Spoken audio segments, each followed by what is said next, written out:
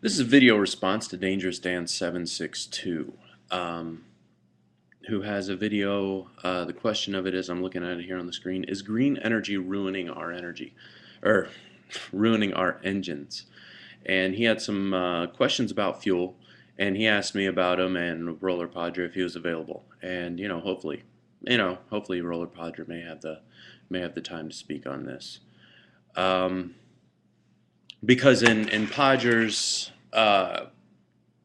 circle, he gets to work outside the box a little bit more, whereas from my standpoint, I end up needing to conform to a certain technology.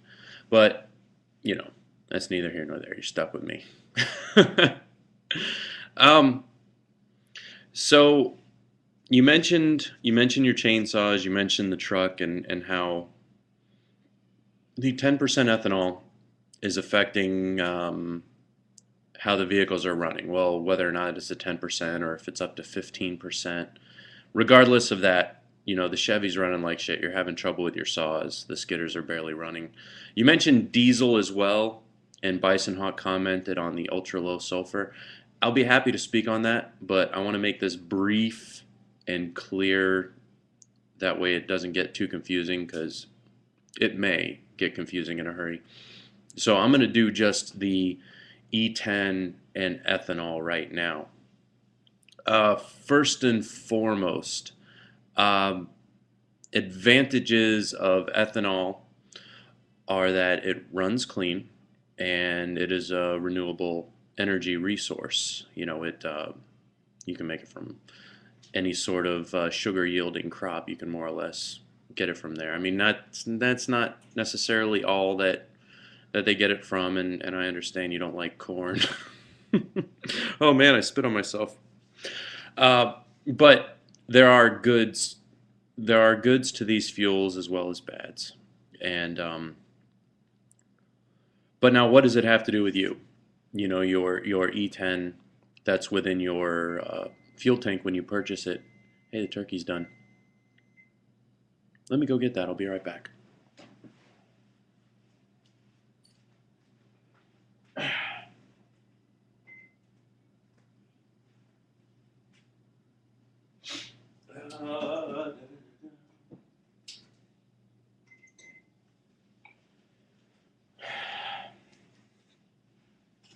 Yeah,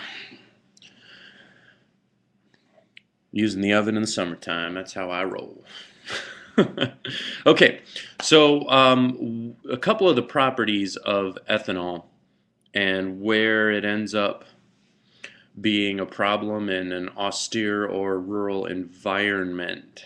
Meaning, like if you're out in the sticks and you got alcohol in your gas tank, alcohol is what's called a hygroscopic liquid. It absorbs water.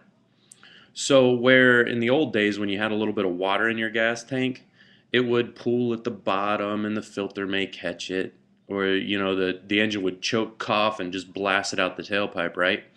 So now we got this 10% of ethanol just sort of rolling around in your gas tank. The water hits it.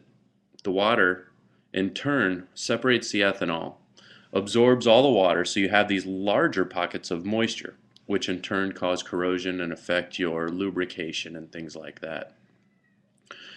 So you end up with a gas tank that would have spit and sputtered and got on its way, with one that's getting this milky crap load of bullshit gasoline in it, right? And it becomes even worse if you're living out in the sticks and you go to a gas station that's in the sticks that doesn't pump very often, because the same thing's happening into their tanks. Your best bet nowadays, I mean, regardless of where you're at, if you can either get fuel from a new gas station or get fuel from one that is just busy as close to the interstate as you possibly can find, then that's really your best bet. Because the reason why your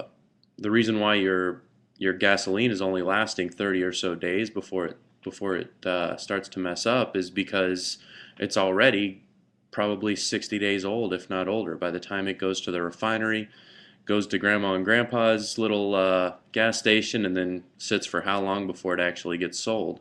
Especially at a time when they're buying in bulk whenever they're seeing dips and things like that. Um, the other thing that makes ethanol ruin your engine is that ethanol has less energy than gasoline. And inside an engine, your fuel is compressed and then the ignition hits it at just the right time to make the best use of the energy that's released from that explosion. The alcohol releases the energy in a different way, so your timing ends up being different where it needs to ignite the fuel. And if the engine's not adjusted for that or capable of adjusting itself for that, you end up with a situation where the engine will run lean or, possibly rich or have some spark knock issues. Older vehicles were actually starting to see valve issues again on the exhaust side because it's running a little hot. So just like when we quit putting lead in the gasoline and the unleaded thing was a big deal. Yeah, it changed the properties of the fuel. It changed the cooling properties, and it changed the burn rate. Alcohol burns a lot slower than gasoline. So, in a performance standpoint, I can bump up my compression. I can, overlap my cam. I can do all kinds of whacked out stuff with alcohol that I can't do with gasoline, and I can still get that burn. But, on a day-to-day basis, not so much. But yeah, there's going to be some methods of coping, and in some cases, the older stuff, unfortunately, there's only so much adjustment you'll be able to make before that engine design is just slowly obsolete by the fuel supply, which means the gas they're making now is just going to wreck the old stuff. And my heart really goes out to you because I know you, Dan. You're a very small operation, and it's not cool. And I mean, whether or not it's a conspiracy or just the effects of where we need to be with the environment, it doesn't change the nature of you guys are having to purchase saws that you wouldn't have normally had to purchase, and we're still paying a lot for the fuel. Um, hope what I said helps. If there's any more clarification from anybody that needs, you can go ahead and PM me. Um, I'm gonna get to. I'll do some stuff on the agri diesel as well as the ultra low sulfur diesel here soon. Because I know I briefly touched on that. I think with the Volt video where I talked about what we can use as a power plant for when we switch over into hybrid mode. But that's what we got, man. Y'all take care, Dan. You be safe, and we'll see y'all soon.